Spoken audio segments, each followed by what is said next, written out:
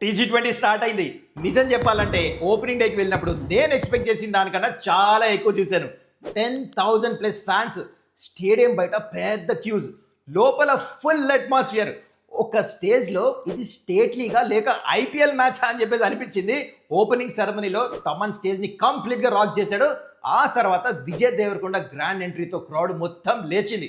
పైగా వివిఎస్ లక్ష్మణ్, మొహమ్మద్ సిరాజ్, అంబటి రాయుడు లాంటి stars ప్రెజెన్స్తో event ఇంకో లెవెల్కి వెళ్ళిపోయింది. మరి ఓపెనింగ్ మ్యాచ్ ఏకంగా 400+ రన్స్, ఆ బౌండరీలు, సిక్స్లు, ఫుల్ ఎంటర్టైన్మెంట్. నాకు నచ్చిన విషయం ఏంటంటే మన డిస్ట్రిక్ట్ ప్లేయర్స్కి ఇలాంటి స్టేజ్ దొరకటం. ఎవరికి తెలుసు, ఇక్కడ ఆడుతున్న వాళ్ళలోనే నెక్స్ట్ టీమిండియా ప్లేయర్ ఉండొచ్చు. అది సంగతి. మొత్తానికి టికెట్స్ డిస్ట్రిక్ట్ యాప్లో జస్ట్ 49 నుంచి అవైలబుల్.